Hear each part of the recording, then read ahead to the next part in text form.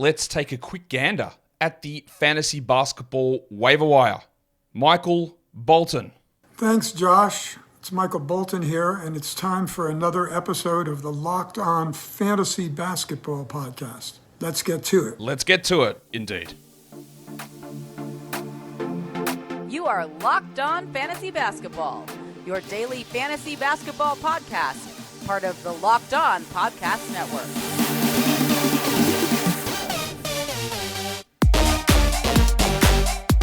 Hello and welcome to the Locked On Fantasy Basketball Podcast, brought to you by Basketball Monster. My name is Josh Lloyd, and my money don't jiggle jiggle, it folds. Remember that one? I am also the lead fantasy analyst at basketballmonster.com, and you can find me on Twitter as always at redrock_bball, on TikTok at redrock_bball, and on Instagram at Locked On Fantasy Basketball. Today's episode is brought to you by Prize Picks, the easiest and most exciting way to play daily fantasy sports. Go to prizepicks.com/LockedOnNBA and use the code, it's all lowercase, LockedOnNBA for a first deposit match up to $100. Thank you also for making Locked On Fantasy Basketball your first listen every day. We are free, and we are available on all platforms. Yes, all platforms. We are here to talk about the fantasy basketball waiver wire. Week 8 is coming to an end. Week 9 is about to start. And you know how we do this. But you maybe don't know how we do this, because I'm changing a couple of things, because we got some feedback last week, and it made sense to look at it. When we did the must roster segment of the show, we were talking about guys who are under 80% rostered who I didn't think should be. And the number one guy that came out there was Kobe White. I went, this is weird. This guy's dominating. He's putting up like top 20 numbers. Why is he still sitting at 79%? Are there this many leagues inactive? And then I went to look back on it 2 days later, and he went to 81%. So there were some people who honestly had no idea what they were doing. Sorry if that was your league. That's a ridiculous thing to have sitting on the wire for that long. But what I'm going to do now with the must roster segment, instead of looking at my rest of season projections and looking at 80% rostered, I'm cutting it down to 70% rostered. And I'm also going to look at it more must roster instead of rest of season, shorter term. So over the next 2 to 3 weeks, who are some guys who are over 30% available? Maybe it's your league, maybe it's not. Maybe your league's a taco league. Maybe it's not. I don't know. I don't care. Taco league's a nonsense term, and I want more people into this hobby and sport. But that's what we're doing. We're looking at the next 2 weeks. So these guys may not have long-term value, but we're talking, who do you need to grab right now that has this value as a top 100, 110 sort of a player coming up? That's what we're doing. We're talking waiver wire. I think I already hit that stinger. I don't really remember. But, you know, sometimes stuff happens. So let's look at must rosters. So who are we looking at as a must roster player here? Well, we are going to start by looking at Derek Lively, who would have made this list anyway if it was rest of season, because he's very clearly a rest of season player. He sits at 70% rostered. I know he just turned his ankle, but do not use that as any excuse to drop him. Also, by the way, this is category league only. There will be a separate slide for points. Yeah? This is category league only. Lively, must roster him. I don't care that his ankle's turned, unless we hear he's out for 6 weeks or 2 weeks or whatever. Maybe use this opportunity if someone did go and drop him to go and add him. Isaiah Hartenstein sits at 43% rostered. Yes, he's coming off the bench. It also doesn't really matter. He's playing 30 minutes a night. I think he's had 6 blocks in his last 2 games. He's not going to blow up with big usage. He's not going to do the thing that everyone's eyes get drawn to, and that's score. But he rebounds. He gets a couple of assists. He's blocking shots. His efficiency is usually pretty good. He just should be on rosters. And as you can see, he's not in the majority of leagues. 43% rostered only for Hartenstein. The next one's Onyeka Okongwu. Started the last 2 games. One was at power forward with DeAndre Hunter out. One was at center with Clint Capella out. I don't know that he's going to continue to start. In fact, I don't think that he will necessarily. But in those 2 games, the production has jumped up. And that was part of our issue with him. The minutes were okay. It was 24, 25 a night. But all of his rates were well down. And they've bumped back up. I don't know that he's going to start, but we heard Quinn Snyder say things which were, whatever the opposite of ominous is, foretelling, looking at going, sometimes, what did he say? Invention is due to necessity or some shit. What's that? Necessity is the mother of invention. That's it. Because hey, we had to try this because guys are out, and it was pretty good, yeah? So maybe we see a little bit more from him at power forward. Maybe they extend their rotation out slightly and give him some more minutes there rather than 37 minutes of Sadiq Bey. Regardless, we always try and be a little bit ahead if we can. Now, I've been ahead of Okongwu all season. He's had a real rough stretch between about weeks 5 and 7. He's come back up now. It's trending in the right direction. I would add. Naz Reid. I don't know how long this continues for Reid, but McDaniels is out again. They're running these lineups sometimes with Reid, Townsend, Gobert all together, and he's shooting really well. He's getting good minutes. He's outplaying Kyle Anderson. Go for it. I don't know that it continues. In fact, I'm pretty confident it can't continue at this level, but for now, we go and get him. Same with Sadiq Bey. He's not a great player. He's not a good player, in fact. He will be on the bench, I'm guessing, when Jalen Johnson returns. And then as soon as that happens, swift kick up the arse. Get rid of him. But for now, he should be rostered. He will have some nights where he doesn't shoot well. But it is hard to find a 37-minute-a-night starting power forward, a double-digit scorer who hits multiple threes, might get 5 rebounds, a steal or so. Like, that's just a hard thing to find off the wire. He just shouldn't be sitting available in 40% of leagues. And the last one on this list is the Padawan, Colin Sexton. Because Clarkson's out, Sexton's doing a ton of scoring. I don't love Sexton as a player. You're all well aware of this. In fact, I'm not even sure he ends this season on the Jazz. But if he plays like this, then him or Clarkson might not end up this season on the Jazz. Sexton's playing well. He's taking advantage of this opportunity, and you take advantage by grabbing him. That sounds wrong, but you can still do that. Let's look at some must-roster guys for points leagues now. Karis LeVert. Now, Karis LeVert is on the category must-roster too. I only did 6. But in points leagues, LeVert is a much better player. Now, this is what I saw happen yesterday. We saw the news of Garland and Mobley going down, and LeVert was the guy that we all thought would be the guy to go and grab. The game before, he'd also played 34 minutes and dominated. With Garland playing in that one, we thought, all right, that's going to be it. Now, I did mention this, that I wasn't sure that they would start him. I thought they might go with Okoro. Wasn't sure on that, but they did start Okoro, and we saw LeVert's minutes pushed down, which is, again, one of those things where you go, how does that make any sense? And the answer is it doesn't, and coaches do this all the time. He plays 35 minutes a night the night before when Garland was healthy, and 24 minutes when Garland is out. Again, nonsense, makes no common sense whatsoever. But then that goes, man, do we just move on from LeVert now? It was one game. You do have to give it a little bit more time than one game. So if you added LeVert because of the Garland news, it was the right decision, process over results, and you don't move on after one game. 51% only for LeVert, meaning there are massive opportunities here. The next 3 names we've already talked about, Sexton, Hartenstein, and Bey. So they are guys that grab in points leagues. The next guy is Brandon Pajemski, who also is a 12-team category must-add player. But in points leagues, he is too. There was just a few others in category leagues that pushed ahead of him. He is starting. He was great last game. I don't know that he continues to start moving forward. But what I do know is that he has outplayed Kuminga in the 2 games. So when Draymond comes back, does Kuminga move to the bench and Pajemski stays starting? At this point, I'd say that's highly likely. There can still be a lot of mess with this team. He might have some off nights. They might decide... It's also weird that with Wiggins benched and Green out, Moses Moody's minutes have dropped. But they are realizing that Pajemski's a really good player and he's putting up strong numbers. He was my preference over Kuminga for category leagues. I had Kuminga over him for points leagues, but it's also looking like Pajemski might be a points league guy too. Well, a guy that's ahead of Kuminga for points. And the last one there for points leagues is Jeremy Sohan. Yes, he's not a sexy name at all, but he's starting. He plays 33 minutes a night, and I think that's probably enough for us to get involved with him in a points league, and he probably should be on rosters. Category leagues, no. But in a points league, I do think yes. Today's episode is brought to you by Prize Picks.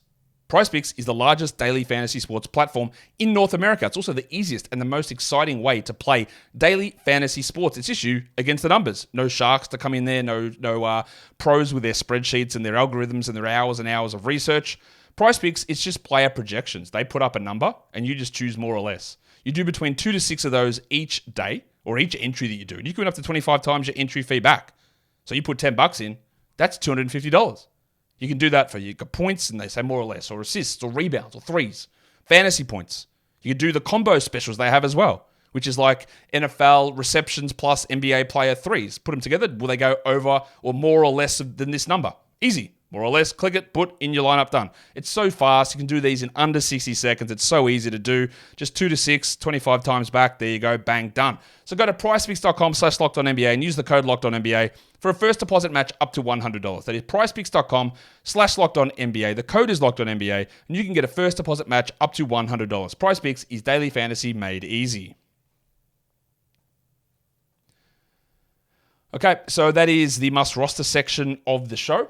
Now, let's look at the guys that I do consider droppable. Get that garbage out of here! Yep. who do we look at as droppable? We're going to do this in separate categories and points leagues as well. So starting off the category droppable list is Punch Bob. Now, it does say again, we can be very reactive, and I'm not going to talk significantly about a lot of the reactive stuff here in this show, but we can be really reactive with stuff and go, well, Josh, how could you possibly consider Bobby Portis a droppable player after he put up this huge game last game? And that is true. That is a really hard thing to do, and I'm not saying to go out and drop Bobby Portis, but that was a great game. It was in a 40-point blowout against the Pistons, and it's his first good game in weeks. So when we're looking at the overall scheme of things, if Portis is on your roster, I don't think that you have to hold him. It is a hard decision to make to drop someone when they play that well. It's like selling high can be difficult as well. When someone goes bananas, it's very hard to move on from that. But that is something that you have to consider. This is more of, a longer-term view here with someone like Punch Bob. I just don't see him being a guy that has to be a foundational piece on your team. Rowan Barrett. He was also better yesterday. But again, do you need to hold RJ Barrett in 12-team category leagues? No, you don't. You can stream him in when you need points. End of the week, that can work. But remember, he's going to hurt you in a lot of areas. It's going to be, I think, also... Have we got time? I guess so. Let's do a little bit of a side round about and I'm very guilty of this as well, but we hear it a lot through fantasy and fantasy analysts and fantasy users who talk about this and saying that a player hurts you in categories, right? Which I think is a bad way of phrasing it. RJ Barrett can legitimately hurt you in your percentage categories. That's true. But we often talk about a player who hurts you in assists or hurts you in rebounds. And that's just not true, right? If they're below average, remember in a fantasy league, 156 players, 12 teams, anyone who's like below the top 75 theoretically hurts you in that category. I think that's just a bad way of looking at it. And I'm guilty of it too. Well, he's actually got a negative Z score, so he hurts you in that category. I don't think that's a great way of looking at this, because if you get 3 assists and the average in your league is 3.5, is 3 hurting you? No, it's still adding 3 assists onto your team. Percentages, different story. Because you can sit there and your team can be at 50 and a guy can come out and shoot 1 of 9 and then he actively decreases your number. But you never actively decrease your counting stats number. So I don't know. That's a terminology thing, but also can put... The human brain's weird, man. Who wants to go on another tangent? I was watching this show called Interior Design Masters, right? About people doing interior decorating. And so much of it is like, well, if I paint the room this color and the roof this color, it will the room will appear smaller or larger. I put this here, everything looks bigger. I go, our brains are so stupid, right? All it takes is a color for us to go, room's big, when it's literally exactly the same size. Man, I feel really cramped here because of a color. It's the same size. Our brains are stupid in that regard. Yet, intellectually, we know it's stupid, but we still react that way. And that idea of saying that somebody, again, this will come full circle, master orator here, this will come full circle, because when you look at a player and you go, RJ hurts you in 7 categories, and you go, well, he must be dreadful then. But he's not, because he still might get you 5 rebounds, below an average of 6, 3 assists instead of 3.5, 0.8 steals instead of 1, whatever the numbers are. Is that hurting you? Is it hurting you in relative to who's on the wire? Probably not. Is it as good as it wants to be? But also probably not. I say all this to say you don't need to roster RJ Barrett, but this is just a larger discussion about us. If we're just saying that someone is a negative in all these categories, we just go, oh, they're terrible. Ugh, why would we want that guy? Yuck. When that's just not a great way of evaluating a player. I hope that part wasn't useless. I fear it might have been.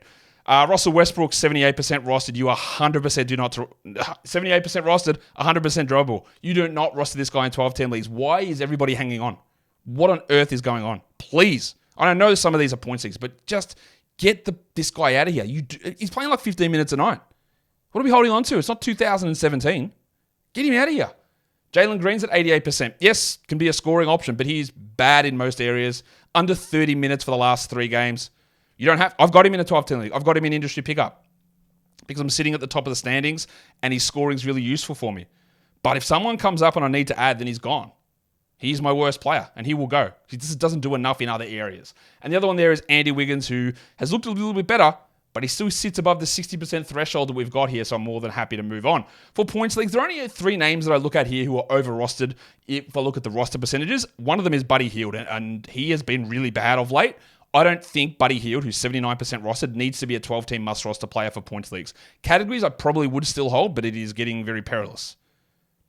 Points leagues, move on. And then there's Onyeka Okongwu, who I think is a must-add in category leagues, but you don't roster him in 12-team points leagues. You don't need to do that. especially and in 10 teams, absolutely no way. And then Andy Wiggins is on that list as well as a droppable guy for both of those, or for points and category formats. Let's look at the most added players over the last 48 hours here. Number one on that list is someone that we talked about already. It is Dracaris Levert, up 66%, 100% the correct decision, that is. Yes, it wasn't great last game. Yes, you are going to have issues with percentages, but he needed to be added. Grayson Allen up 50%. Why? Because we got the news on Bradley Beal being out for 2 to 3 weeks here with the ankle problem. Eric Gordon's been in and out of the lineup as well. And again, I will stress here to you, do not let somebody tell you that the Suns have a bad schedule because they've got 2 games next week in week 9. Do not let anyone tell you that, because that is a complete misreading of how head-to-head schedules work. They have 2 games next week, on Tuesday with low volume days and Friday with low volume games. Where there are plenty of teams that play 4 games that have only 1 quality game for the week. So yes, it's 2 games in total, but how many of us are playing in weekly leagues? 10% max for a daily league when the games are played are more important. So a bad analysis of the schedule will tell you that the Suns, you don't want to go and add them because they've only got 2 games this week. Absolute nonsense, absolute garbage. Plus, we're also looking moving forward as well. Like with Beal out for a few weeks, Allen is going to be worth grabbing. And yes, the Tuesday-Friday is not ideal. You'd prefer he played Tuesday-Thursday for the 2 quality games, but he's still worth an add. The 2 games does not sink him. Jim Wiseman up 24%. 2 really big games in a row from Wiseman. No one is debating that at all. He looked better than Bagley. He looked like the Pistons' best player in some of their games. Very weird environments, obviously, with Isaiah Stewart out and Duran out. I actually don't hate an add of Wiseman. I'm probably not going to do it myself. He did look good, and there's still confusion if it's going to be him or Bagley or Stewart or what's happening, but he's playing well. Do it. We always want to say, hey, maybe we get ahead of this and get a little bit of action out of him. I'll tell you one thing. Even though I think Bagley is a better real-life player, Wiseman has a little bit more of future upside for the Pistons. So maybe they try it. And I wouldn't be shocked to think that Wiseman's a better player than Isaiah Stewart, who remains bad. In terms of most added players on Yahoo, Pajemski we've talked about already. Malaki Branham, the Spurs do have a strong schedule coming up. His playmaking has improved. I worry a little bit that his game's somewhat empty, but I added him in like 1 or 2 leagues, I think. I've got no problem with trying it. Most of his game in the past has been, I need lots of usage and high efficiency. But when you add something different, like getting the assists, then we're rolling. Go for it. And the last one is Bilal Coulibaly, who we've been talking about since probably the start of last week as a guy that was trending up, and hopefully we're able to get on board there. I do think that Bilal, who's got a great schedule coming up, by the way, that you need to go and grab him now, and let's just see where this develops, because it is pushing nicely. He's getting 30 a night. The usage is bumping up as well. It is turning into Coulibaly time at this point. Let's look at the most dropped players. Get that garbage out of here! Okay. Who are the most dropped players? Number 1 is Dorian Finney-Smith. I'm guessing people just streamed him in for yesterday. He's going to be one of these guys that's on and off rosters for most of the season, I'm guessing. Isaiah Stewart is down 16%. Cool. He's injured. He's bad. You do not need to roster him in 12-team leagues. And Josh the Hitman Hart down 15%. Ejected yesterday. Again, much like Dorian Finney-Smith, you're going to be like, do we grab him? Do we drop him? Do we grab him? That's the same shit. You do not need to hold him in any sort of 12-team format. He can be on your roster, and then you can be off, but he is just a guy that you add when the schedule makes sense. In terms of the top 3 drops on Yahoo, we've got Killian Hayes. Absolutely, you can go and jack him. Get that garbage out of here! Hayes can go. Nick Richards drop. That is a wild decision. Why would you drop Nick Richards? Why is he the second highest most dropped player on Yahoo? I know he's not super sexy, but I don't know when Mark Williams is coming back. Neither do you. That is a gigantic mistake, I think. Maybe I've missed something completely here, and Williams has been cleared and he's ready to play, but the Hornets are banged up. PJ Washington is injured. Mark Williams is injured. He came back from the back injury, got hurt again in true Hornets style. That is an insane move to drop Big Dig Nick. Ridiculous move, I think. And the other one there is Simone Fontecchio. He's a streamer. While players are out in Utah, absolutely no problem, but not much to talk about there. Today's episode is brought to you by FanDuel Sportsbook. As the weather gets colder, the offers at FanDuel stay hot. Psst. Yes, because now new customers can get $150 in bonus bets with any winning $5 moneyline bet. That's $150 if your team wins. So, if you've been thinking about joining FanDuel, there's never been a better time to get in on the action. Who wants to spend expensive money on heating? You can just get these offers to keep you warm. That is how red hot it is over at FanDuel. Money lines, parlays, totals, player props, and of course futures. Do you want to have a look on the most improved odds? Because I reckon if you went to have a look at Keegan Murray's most improved odds, they would have jumped up significantly. I think that's a poor bet, but maybe it happens. Maybe his odds jump up that much and you are falling into it. But all the odds are over there, over on FanDuel. So go check it out. FanDuel.com/lockedon. Get ready for the NFL playoffs. Get ready for the NBA season to keep going. And FanDuel is also an official partner of something called the NFL. Hey, and don't forget to gamble responsibly. Okay, so we've done the most drop players now. We are going to look at players who are hot. I'm not going to make the same joke every week because it's pointless, but I'll occasionally chuck it in there. Let's talk about the guys who have been like top 100 over the last week. Number one on this list is the Dart himself, Goga Bitadze, 37% rostered.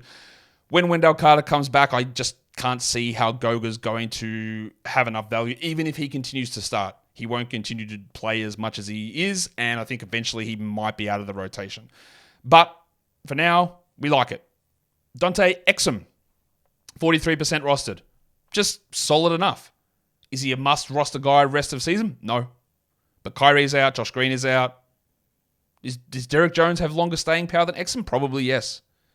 Exum is playing well. He can be rostered, but you also don't have to. Lou Dort on a little bit of a hot streak. We know what we do with Dort, and that's nothing. We don't get excited. We don't add him, except for streaming. He can be a real detriment to your field goal percentage when he plays, but he is playing well at the moment. Taurean Prince somehow has been top 100 over the last week. This has been his best stretch of the season. I do not fall for that in a single second. You can always stream him, especially when a player goes down, but it is the biggest Russian roulette of all time. Are you going to get an 0 of 7 bomb, or are you going to get a 7 of 7 25-point performance? Who knows? Nobody, not even Taurean. Isaiah Jackson's a very interesting name because he has played really well. Now, I don't know what they'll do when Sticks comes back, but the last couple of games, Turner's minutes, out of nowhere, have just dropped. And Jackson's playing 20 minutes a game and putting up clear top 100 numbers. It's not one of these ones where I go, I think you need to get ahead of it because they're going to make a switch and Jackson's going to play 24 a night with Turner. I don't think any of that at all. But at the moment, this is what we saw with, or we thought with Jackson last season. Hey, they might trade Miles Turner. Jackson's the backup. Hey, he's worth a grab because if he plays 20 a night, we're in. And this is exactly why. Unfortunately, we didn't see that Turner would get an extension and then that Jalen Smith would be the backup center over him and he'd be a third stringer not playing. We never saw any of that, and that was a huge L last season. But this is why we thought it. If you want to take a stream chance at Jackson and see what happens, by all means. I just don't see this path for him to do this every single night. A lot of things going his way. And the other one there is Kevin Love. As long as Bam Adebayo is out, Love is the guy. Somehow he is turning back the clock. He's playing better than Orlando Robinson, clearly better than Thomas Bryant. And with Bam out, Love is totally reasonable to have, like the other 7 guys on the Miami Heat who are streamable players. There are a lot of them, as you're well aware. Injury replacement options from the guys that we haven't spoken about as well. Number one on this list is John Kuminga. 40% rostered still. Priority in points over categories. He hasn't been great in the 2 games, and we know Steve Kerr is going to have the quickest hook of all time. Kerr prefers, at this point, Podziemski over Kuminga because Podziemski is a better field player. Kuminga's a better athlete. He could be a better player, but he makes too many dumb decisions, whereas Podziemski just seems to make the right decision all the time. And that is what Kerr and that Golden State offense loves. But we cannot just leave Kuminga on the wire. He should be rostered. Pat Williams sits there as an injury replacement. He is getting a boost with Zach LaVine out, and we saw last game, Williams stepped it up. And again, it's one of those ones where I get the question as soon as it happens. Always remember, guys, 1 game sample sizes don't tell you shit. Because Patrick Williams scored 25 points last game. People go, man, is Patrick Williams figuring it out? I mean, he did in that game. He shot 80%, but that is absolutely nothing in terms of what it means moving forward. Now, irrespective of that, that's a nice bonus. If you get 10 points, 5 rebounds, 2 assists, 1.5 steals, 1.2 blocks, 2 threes, that's enough. Anything you get on top of it is great.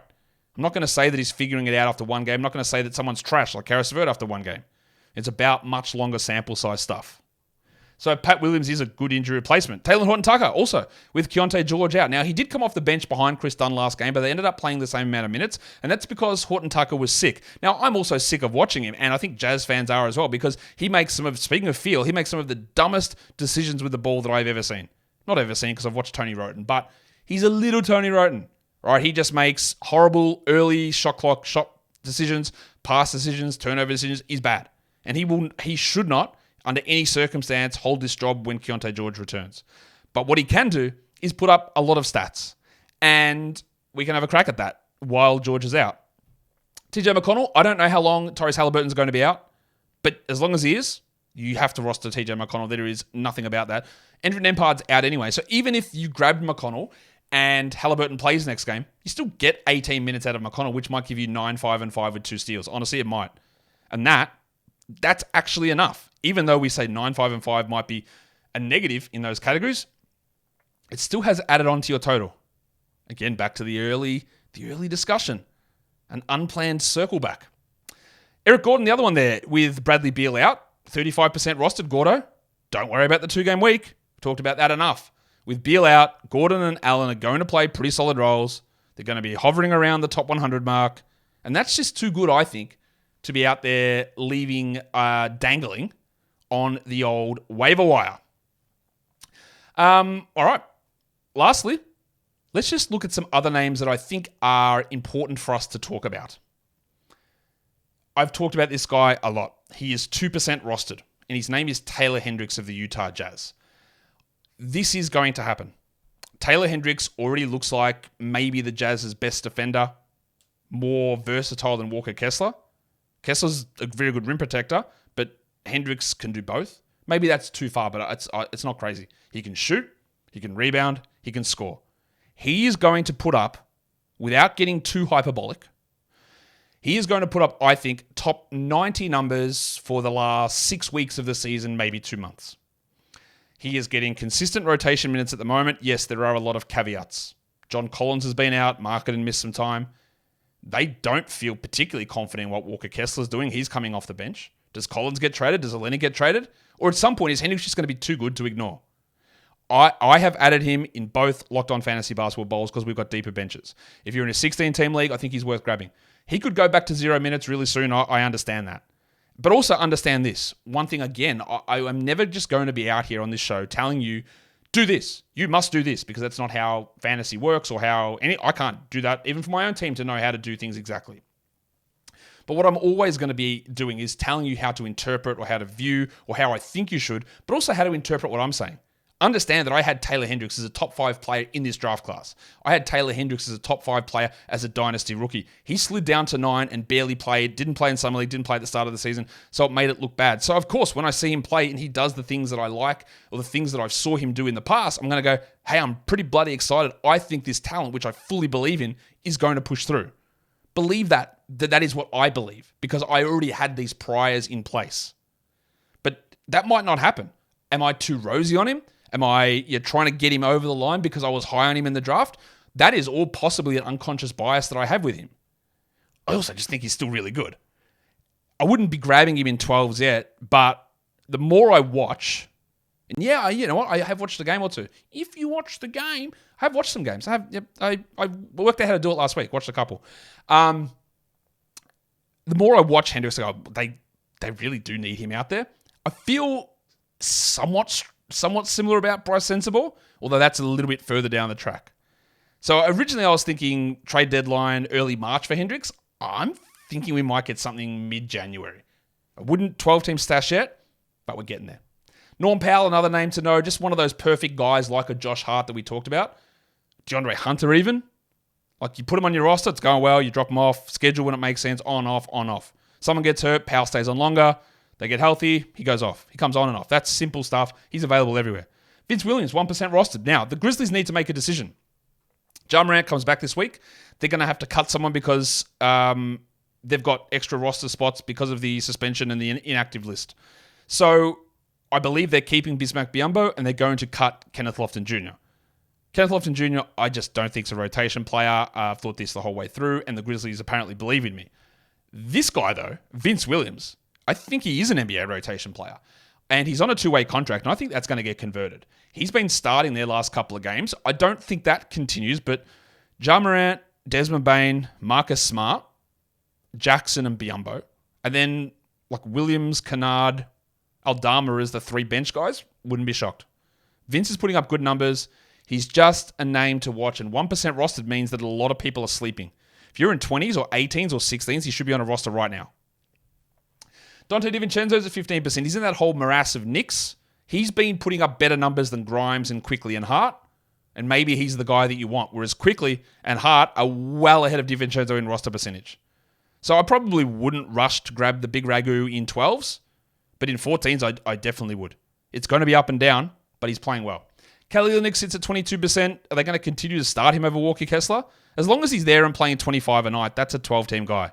It is hard to trust it long term, but for now, there's immense value there. And the last guy I do want to talk about is Isaac Okoro, who did start in place of Darius Garland and actually played well. I don't for a single second believe that Isaac Okoro is someone we add in 12-team leagues. But in 16s, absolutely. In 14s, I would consider it. If you can get 1.5 steals, 12 points, 2 threes, 3 assists maybe, it's all okay. And then the occasional pop-off game like yesterday, I think all of that is enough to warrant a level of discussion. And I don't know, you're going to get many discussions on many fantasy shows about Taylor Hendricks, Vince Williams, and Isaac Okoro. But that's what we do here. We try and go deep. That's what she said. And that will do it for today's Waiver Wire show. If you are here on YouTube, I forgot to mention this at the start, but you guys are all double bangers, aren't you? Watch the YouTube video, give it a thumbs up, give it a comment, go listen to the audio. You're just banging it doubly all the way through. We want double bangers. Be a double banger. Hit the like, hit the subscribe on YouTube, comment, and then download the audio as well. Guys, we are done here. Thank you so much for listening, everyone. See ya.